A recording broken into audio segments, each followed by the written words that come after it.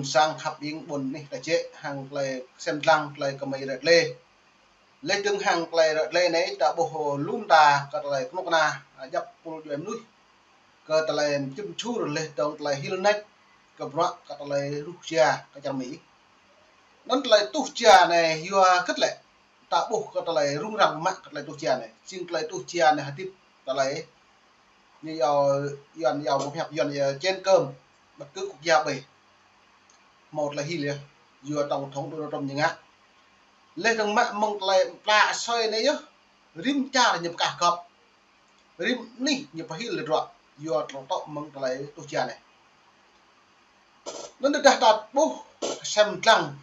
ta bộ một tuy nhiên ta lên làm rõ ràng công việc rõ đạo xem mà nó ta không thao khăn và rõ này nhớ tu có vật lấy tiếp con nào buồn sang để gạt bộ vừa kết có mấy càng rõ về lớn vừa đặt lại tiếp cái nào nuôi ta lại bật là thao xịn nè thao về cái trầm cái nằm nè trồng cái nằm đi lúc ấy dắt đừng đã lao ta tiếp chết lao thì ta bỏ mồi dẻo và ta lại ngọt ra đấy ạ nồng nọ cái nòng ta lại về bằng vật lề bật đặt bằng phô trong một lề bật đây lại về tộc về đứt ta bỏ mồi hụp ham sẽ lúc này ô sao mà lúc ta này là nhiều phá ra lúc là đứt lúc đơm lẽ ta nhớ ngạ mà đúng tội ngạ mà chữ này nào chữ đi dập lúc tôi đòi hiểu xong rồi lúc này lại lần là đã bị này giàu to đã dè này nó lúc ta này là tiếp bằng lại xịn nè lại trầm cái nằm bờ là đi bia lùi á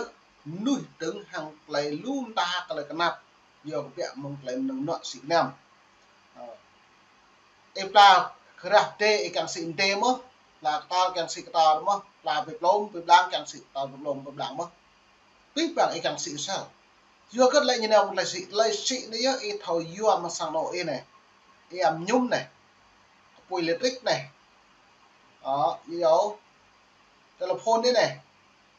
lu ấy dọa mà mang non vật vào chút ấy ngọt hại nó nè này lúc này thì dòm là không vừa hàng lại quốc gia này không vừa hàng lại xịn nè này bơm nuôi lần cha bôi ta bộ hàng này rong thống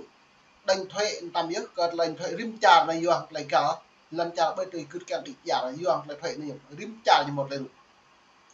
nó là một là rung màu ngà bao nhiêu chút chua bật lòn tưng ngà kẹo Việt Nam rung rằng bổ đẹp là này nó nhiều Nga phân bùi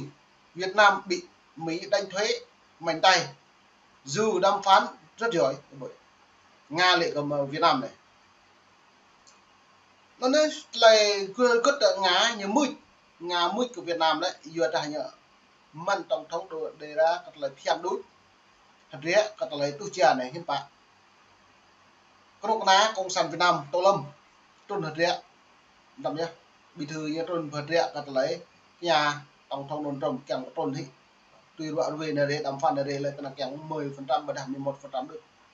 xong trôn hôm nay hiện tại mang non Việt Nam đang cái trọng 20% cái là cái chart rằng được bởi nó có mấy cái nhiệt lệ bẹ mọi bên đi ông tệp lại xem lăng play video hoặc rẻ tổng thống trong mặt rõ như vậy này.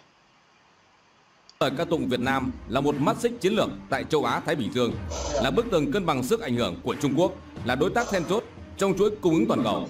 Nhưng mặt khác, chính quyền Trump lại lạnh lùng trừng phạt hàng hóa của Việt Nam chúng ta bằng mức thuế 20%, cao hơn cả Indonesia, Malaysia, Philippines, Thái Lan hay thậm chí Campuchia, những nước chỉ bị áp 19%. Chớ trêu hơn, vài tháng trước, Việt Nam đã chủ động mở toang cánh cửa thương mại cho hàng Mỹ, giảm thuế cho LNG, ô tô, ethanol, nông sản, tạo điều kiện để xuất khẩu Mỹ vào Việt Nam tăng gần 23% chỉ trong 7 tháng đầu năm, theo thông tin mới nhất từ Reuters ngày 6 tháng 8. Ngược lại, hàng Việt Nam sang Mỹ cũng tăng gần 28%, đưa thặng dư thương mại song phương lên hơn 74 tỷ USD, cao nhất từ trước đến nay. Chiếu theo logic bình thường, một mối quan hệ có đi có lại như thế lẽ ra phải đem đến cho Việt Nam sự đối xử công bằng hoặc chính là ngang bằng với các đối thủ trong. Dựa lại nó nếp tiệm mạng như là viết bằng trầm cái nòng Việt Nam một chán mì lùi mà và lệ nó rê lại một kén tả bộ như là kén công bằng lên trong tô lên trong cờ lấy kén tôn nọ biết thì mạng nhiều xong nhưng bạn lại cật lấy tô chia lút lên này dưới đó hai này tại bộ lệ bình chính phủ Việt Nam cờ lấy nhiều kén thương mại tự do này là lời công bằng xăm răng neo hàng từ nhiều tôi đã xem lằng răng kèn còn bán càng đi bia còn làm chặt Việt Nam xăm đối mang non Việt Nam lại bù mạ chấp nhận ở cơ hội nữa như vừa hàng là cơ hội như đó lý côn từ nhiều người từ nhiều á trên hết từ nhiều á còn lại thực thi cái bộ luật nhân quyền bộ luật thương mại tự do này nhưng mà thấu từ nhiều lui hệ còn lấy cơ hội ngàn năm có một này nó được đã nó mày về xem lăng lấy lên được trong khu vực. Thế nhưng thực tế lại ngược hẳn. Mỹ vừa hưởng lợi từ xuất khẩu sang Việt Nam, vừa thẳng tay bóp nghẹt lợi thế cạnh tranh của hàng Việt Nam ngay trên đất Mỹ. Liệu đây là cái giá mà Việt Nam chúng ta phải trả khi thặng dư thương mại vượt quá ngưỡng chịu đựng của tư tưởng nước Mỹ trên hết của ông Trump, hay Washington tin rằng Việt Nam đang trở thành chặng trung chuyển khéo léo cho hàng Trung Quốc đội lốt để né thuế, hay cũng không loại trừ đây là nước cờ chính trị kinh tế đầy tính toán nhằm buộc Việt Nam phải tiếp tục nhượng bộ thêm ở các vòng đàm phán tới, từ mở rộng cửa cho năng lượng, công nghệ đến những điều khoản hợp tác chiến lược khác. Trước vấn đề này, thì tờ Sputnik của Nga ngày 5 tháng 8 đã đặt vấn đề: tại sao Mỹ nặng tay với Việt Nam dù Hà Nội giỏi đàm phán? Sputnik cảnh báo thuế 20% của Mỹ với hàng Việt Nam không chỉ là con số mà là nước cờ chính trị nhằm ràng buộc Hà Nội giữa lúc Việt Nam vươn lên trong chuỗi cung ứng toàn cầu. Nga lo ngại đây là phép thử sức chịu đựng và khả năng tự chủ của Việt Nam, đồng thời kêu gọi Việt Nam biến áp lực thành cơ hội đa dạng hóa thị trường, minh bạch xuất xứ và giảm phụ thuộc nguyên liệu từ Trung Quốc để không bị cuốn vào vòng xoáy nước Mỹ trên hết của Trump. Dù nguyên nhân là gì thì câu hỏi lớn đặt ra là chắc nó nhất là bộ lệ Nga còn lệ của Việt Nam do nhâm bạ lại đặt lấy tục chơi lưu lệ tương bằng non nhâm bạ lệ thao của Việt Nam kén có trốn hị nằm vừa trầm cái năm cỡ Trung Quốc xâm nhập Việt Nam đúng không lệ tương vừa mạ lên non nhất càng những dự hàng lại phiền tơ ra như đội vừa trầm cái năm mong Trung Quốc lệ tương dàn mát này đi trầm cái năm đặt ròng xoáy bờ đạn này đi nên đã như liên quan trong Trung Quốc lệ tương bằng non đấy bộ tùy xâm nhập hàng hóa Việt Nam tùy nào ở nước Mỹ không vừa là thâu lại phiền trong thấu trong cái nhục lệ ra trả bay cố ý dần về sai lầm cợt lại hàng hóa này như là thuế bổ sung nên lại thuế bổ sung từ bố vẹo mà 46% và đã 38% thuế bổ sung nữa cả bữa lễ thuế phun như lệ 20% đây à tôi nên nào là thuế sung được chứ bạn bổ sung chứ bạn nhớ năm à giờ nó hàng này lại nhiều đủ chẳng nhiều rút tâm nhá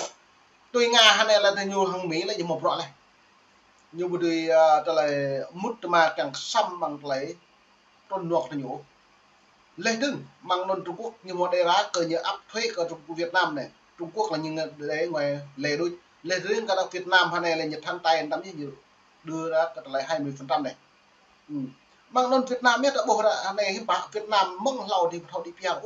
lệ tương đang ủng hộ nhổ cả lấy khuyết tật này lệ tương hộ nghèo này luôn đà vốn Nodia này đang tổ Việt Nam mới lù do cái lần chặt này các sama lần chặt này các do kết lệ việc mạng như đang miến nhiều